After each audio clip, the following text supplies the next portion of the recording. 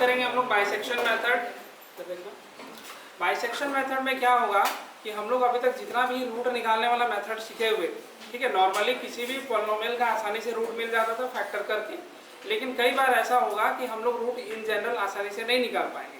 तो वहाँ पर 3-4 मेथड होता है। एक होता है bisection method, false position method, Newton Raphson method, एक होता है सेकंड मेथड। तो सबसे पहले शुरुआत करते हैं बाइसेक्शन मेथड।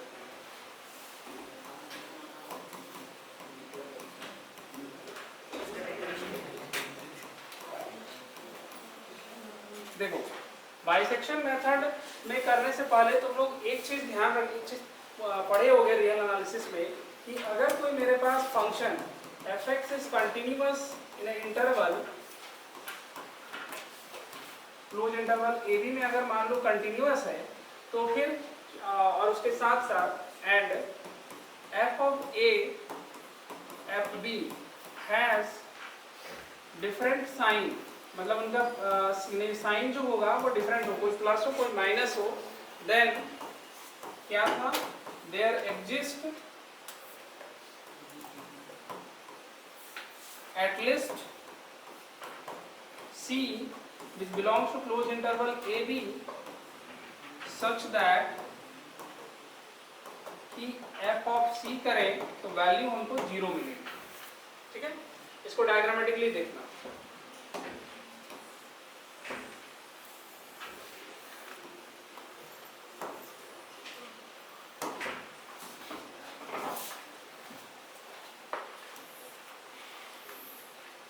मान लो यहाँ पर कोई पॉइंट A है और यहाँ पर कोई पॉइंट B है। ठीक है, हम क्या बोल रहे हैं, f of A और f of B has different sign, मतलब पॉसिबल है कि इस पॉइंट पे अगर इमेज हमको इस जगह पे मिलेगा fa, और अगर पॉसिबल है कि B पॉइंट पे इमेज हमको यहाँ पे कहीं मिल रहा है जो कि fb हो गया, तो और ये जो कर्व हो रहा है, जो कर्व हम बना रहे हैं fx का, वो कर्व पूरी तरह से अगर कंटिन्यूअस है तो फिर देखोगे अगर इसको हम ऐसे मैच करते हैं तो कुछ इस तरह से जा रहा है।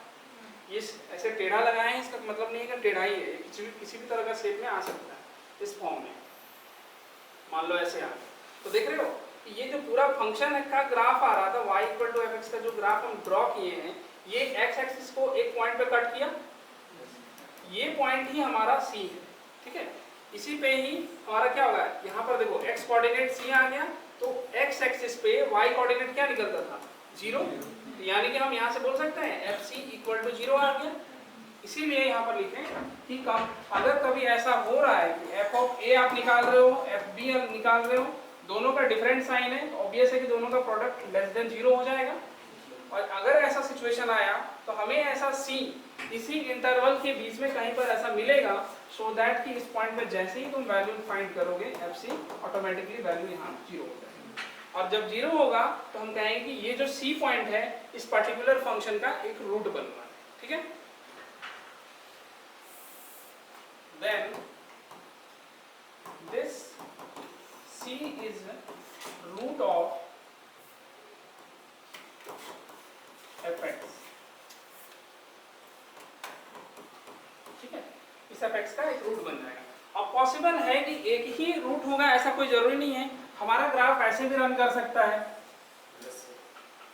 मान लो ऐसे चला गया, तो यहाँ देख रहे हो कितने जगह पे कट रहा है, 4 जगह पे कट रहा है, इसका मतलब है कि 4 रूट पॉसिबल है ना। इसको हम लोग 10th के एग्जाम में भी इस तरह का देखे हुए थे कि कभी कभी तुमको ऐसे कुछ दिया हुआ रहता था, ऐसे करके ग्राफ दिया रहता था, पूछा जाता था कि इसका 0 कितना होगा, या फिर हिंदी में लिखा हुआ रहेगा इसका 0 कितना है। तो जहां जहां पर x एक्सिस पे कट रहा था उतना ही वो काउंट कर लेना होगा। तो 1 2 3 4, ठीक है, 4 रूट बनता था। लेकिन रीजन क्या था इसका रूट निकलने का, रीजन यही कि ये कर्व जो है पूरा कंटिन्यूअस है, अगर ब्रेक रहता तो फिर हम लोग कुछ वहां पर कह नहीं सकते थे एग्जैक्टली। ठीक है, क्योंकि ये कंटिन्यूअस है, दैट्स व्हाई हम लोग यहाँ बोल सकते हैं कि हमको 4 रूट यहाँ तो मिल जाएगा। ठीक है,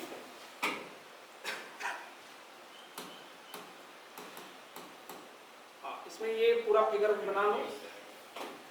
बाइसेक्शन मेथड में हम लोग के पास क्या होगा, ध्यान से समझना है, इसका वर्किंग रूल जो है इसी को समझते हैं पहले। सपोज दैट कि y इक्वल टू fx be a function defined on interval close interval a b, ठीक है। तो फिर यहाँ से हम लोग को रूट निकालने का प्रोसेस जो होगा वो कैसे रहेगा। जब हम बाइसेक्शन बोल रहे हैं तो क्या करना है कि सबसे पहले ए बी का जो ए बी इंटरवल है उसका मिड पॉइंट पहले निकालोगे, ठीक है। तो डायग्रामेटिकली हम लोग करेंगे इसको। मान लो मेरे पास पॉइंट ए दिया हुआ है, पॉइंट बी दिया हुआ है, ठीक है। तो सबसे पहला जो अप्रोक्सीमेशन रहेगा वो इन ए बी पॉइंट का मिड पॉइंट रहेगा, जिसको हम लोग x1 बोलेंगे, ठीक है। तो यहाँ पर बोलोगे फर्स्ट क्या बोल सकते हैं इसको, अप्रोक्सीमेशन बोले, सॉल्यूशन बोलना चाहिए, कुछ और बोलना चाहिए।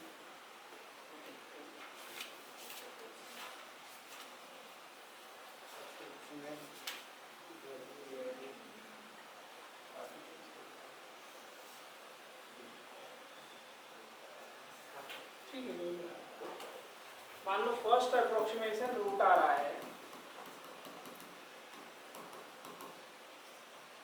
हम लोग का क्या आ जाएगा x1 equal to a plus b divided by 2, ठीक है। ये पहला स्टेप रहेगा। उसके बाद नेक्स्ट में क्या करोगे, तुमको यहाँ पर फाइंड करके देखना है कि f ऑफ x1 जो है उसका साइन क्या आ रहा है, ठीक है। तीन चीजों को एक साथ यहाँ फाइंड करना, एफ ए का साइन, एफ बी का साइन और एफ ऑफ x1 का साइन, ठीक है। एक टाइम के लिए मान लेते हैं कि हमारा एफ ए का साइन जो है वो पॉजिटिव है, एफ बी हमारा नेगेटिव है और एफ ऑफ x1 एक टाइम के लिए सपोज करो पॉजिटिव निकल, ठीक है।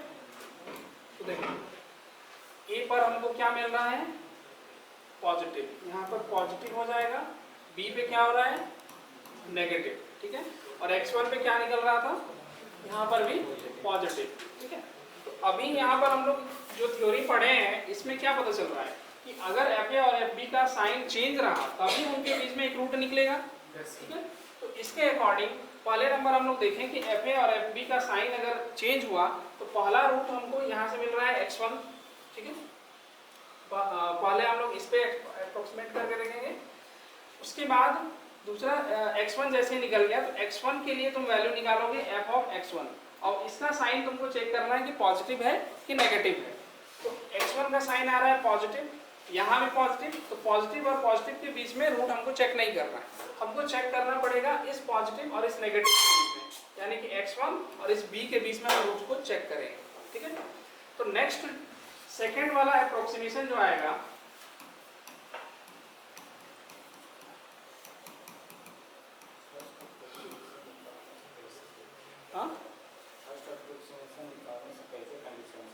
हाँ पहले ही कंडीशन तुमको चेक करना पड़ेगा। ये पॉइंट हम बताएंगे ये कैसे हमको निकालना है, वहाँ कई बार दिया हुआ रहेगा ए भी, कई बार नहीं दिया रहेगा, तो हम लोगों को वहाँ जज करना पड़ेगा किसको ए ले किसको बी ले, ठीक है। तो सेकेंड अप्रोक्सीमेशन में क्या करेंगे, x1 और ये b के बीच का पॉइंट आएगा, यानी कि x2 जो है वो x1 plus b divided by 2 बन जाएगा, ठीक है। ये सेकेंड पॉइंट आया। अब फिर यहाँ पर से f ऑफ x2 को फाइंड करके देखना है इसका साइन पॉजिटिव आ रहा है या फिर नेगेटिव आ रहा है, ठीक है। तो मान लेते हैं एक टाइम पर इसका साइन नेगेटिव आया, ठीक है।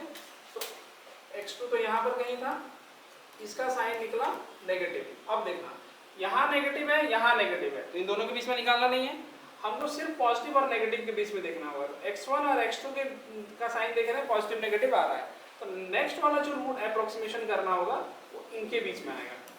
फिर यहाँ लिखोगे थर्ड अप्रोक्सीमेशन